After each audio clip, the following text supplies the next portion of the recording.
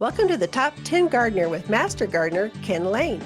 Gardening can be challenging, but with Ken's tips, tricks, and top 10 advice, you'll reap huge rewards. Now, welcome your garden host, Ken Lain. And welcome to this week's edition of The Mountain Gardener. Your host, Ken Lain, here every week talking about the landscapes of northern Arizona.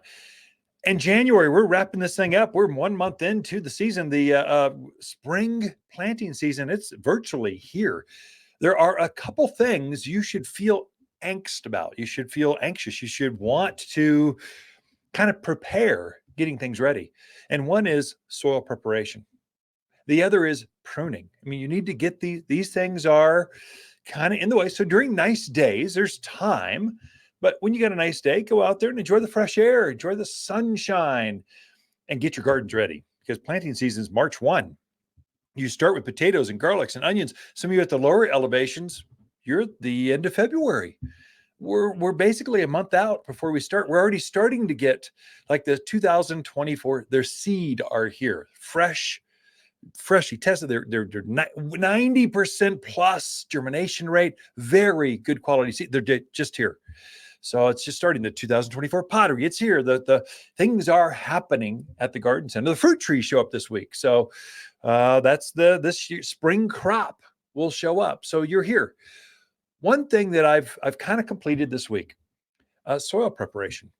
You really do want to get your soil ready ahead of time. You want to load it up with organics and manures. And I'll share what I've done in my gardens. You know, my name's Ken. We're just friends over the airwaves, and we're talking gardening. This is working in my backyard. I think it'll work in yours as well. So a couple things. We'll show you how to do that. But you want to get your soils ready because you're going to load them up with lots of organic material. Sometimes that makes your gardens, the soil hot, or it has too much nitrogen. It can burn brand new seedlings. And so you want to have it settle, kind of let it just even out for a few weeks before you go plant. That's why you want to start, March 1, I want to back up about a month and start my soil prep there. I want to start my seedlings before the March 1. So if you're going to plant broccoli, cauliflower, spinach, lettuce, all those early spring vegetables, you want to start those several weeks before you're putting them out in the garden. I know the frost days. Yeah, but Ken, all my neighbors say don't plant before Mother's Day. Well, those aren't gardeners. Those are yardners, what I call them. They're backyard folks that are out there only when the weather is perfect. They're not trying to get more beauty for an extra 6 months out of the year with early spring plantings. They aren't trying to increase their harvest because they're doing early spring and summer and a fall planting. That's gardeners take care of all of the seasons. Yardiners, I know it's a play on words. I know I just made that up, just came to mind and just kind of threw it out there, but they're not real gardeners. Those folks only plant summer. They're just tomato gardeners. That's Mother's Day. We start planting the summer things, but between March and then, that's 2 months ahead. We're planting all the early spring. The first crop of pansies just showed up. And so they are starting to kind of be here. Hold on just a second. I've got this. What is going on with my cancel? Remember, folks, if you're on the airwaves, you should turn your phone off. Oh my gosh. I apologize for those watching this via video on YouTube or Apple or Spotify. Sorry about that. So off. There we go. I thought I'd done that, but my watch went off. Anymore, we're like cyborgs. We've got multiple devices plugged into us. We've got earbuds, phones, and watches all connected, telling us you've got a phone call and it's spam. You want to answer it? No. Anyway, back at it. Sorry about that. So soil, what I've done is I've got a lot of raised beds. That's mainly where I do most of my flower and vegetable gardening. So I do a lot of containers. So that's a little bit different. I don't know if time to touch on that. I'll see if I can, but your raised beds are just out there in the yard. You really want a 2 to 3 inch layer of fresh, new organic matter topped over the entire garden bed.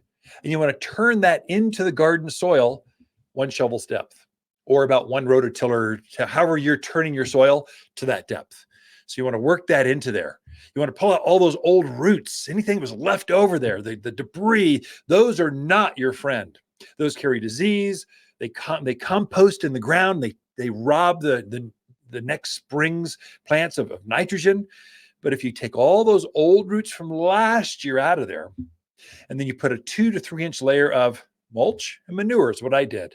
I like manure. This is the time when you add manures to your yard, but manure is hot. It's very high in nitrogen, which makes your seedlings grow like crazy, like wildflower. I mean, like wildflowers, like wildfire, woof, takes off. And so you want to add a 2 to 3 inch layer. And I just take it back. Here's what I do. Whatever open bag is at the garden center, I just take some of those because I've already paid for them and they're mine. I just kind of, instead of putting a piece of tape on them and try to sell them to you, I just take them home and I use them. So, and it's about a 50-50 blend, manure and composted mulch. So the mulch we have, we composted for over a year, screened down to 1/4 inch minus. It's very fine. It looks like rich. It almost looks like a large coffee ground. It's like that. The manure we have is composted an extra 6 months just so we can deodorize it. I find it offensive to sell customer gardeners stinky, gross things. I put it in the back of your Lexus. It's just rude. I'm not going to do that. So we take the extra time to deodorize it. So it's not, in fact, you can't even tell it's manure. It looks like compost, but it's richer. And so you want to do a 50-50 blend over that raised bed, over that garden plot, and then turn that into 1 shovel's depth. Now, there's a couple things I add to that. I'm a kind of a lazy gardener. I want to add as much as I can. And if I'm going to take a shovel and turn things down, I'm going to power up the rototiller. I want to till it all at once. I don't want to do it 2 or 3 times, just once and done. I'm out. So I put that layer of organic matter, mulch and manure. I'll add my fertilizer for spring. So I make a fruit and vegetable food. It's an organic food, but I like that one, either for flowers or vegetables, either one. It's made for vegetables, fruiting and vegetable crops, because it's loaded up with calcium. Calcium is what helps you get a bigger, more flavorful fruit or vegetables. If you want bigger blackberries, fruit and vegetable food. If you want bigger tomatoes, cucumbers, sweeter peppers, fruit, vegetable food.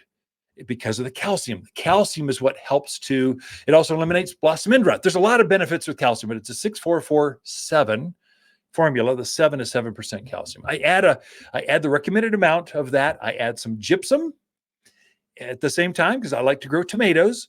Many times your blossom end rot, that black spot that forms, that's a calcium deficiency. And it's just it's from your soil. If you know that's where it's coming from, load it up. So I add the fruit and vegetable food, gypsum, and sulfur. Those 3 things. Sulfur. The reason I'm adding sulfur, this is unique. This Midwest folks, tune in. You're used to adding hydrated lime to your soil. You're always trying to raise the pH of your soil. We never do that here. Our water is so alkaline. If you're to add more lime to your soil while you're turning this in, you would just sterilize the soil. It would be you take your pH and put it off the charts. And so your backyard, wherever you're tuned in, I'm tuned in from Sedona, I'm different. You're not. I'm from Camp Verde, I'm different. You're not. I'm from Mayer, Dewey, Humboldt, Prescott Valley. You are the same as the rest of us. Oh yeah, but Skull Valley, Baghdad, we're different. No, Paulden, Skull Valley, we're all the same. Chino, you're the same. We have very alkaline water and terrible soil. So you got to help plants with this. So you got to change the texture by adding some organic matter, and you need to change the chemistry by lowering the pH. Sulfur lowers that pH. If you put your mulch, your manure, your food, fruit and vegetable food, I like that one specifically made for here. It's pelletized. It just works right in. Sulfur, gypsum, you are going to have a magical, unbelievable harvest. Just so many tomatoes, you're going to bring them into the garden center to garden class and just give them away because you can't deal with all. There's so many off of 3 plants. You got to be kidding me. It's going to be that kind of, so many cucumbers. So many folks complain about their cucumbers and eggplants. They just don't form well. Well, that's the reason. The nutrients are not quite heavy enough. Turn that in 1 shovel's depth. Let it set for a few weeks. Pray for snow and rain. Kind of have that soil kind of settle and percolate. you're going to be ready to plant potatoes, garlic, onions, cauliflower, lettuce, broccoli, starting in March. Anyway, we got a lot in store for you. Lisa Waterslane coming in right after this. Not everyone can grow wildflowers, but we'll make sure you're not one of them. At Waters, we know which wildflowers sprout, thrive, and bloom with success. We're wild about wildflowers with many of our own Arizona blends. Like our Arizona native mix, butterfly and hummingbird mixes, and all are big, bold, and beautiful. At Waters, we know wildflowers, and winter's a season to spread new seed. Waters Garden Center, where people who love their flowers wild, they love to shop for seed. You're listening to Garden Master Ken Lain, owner of Waters Garden Center in Prescott.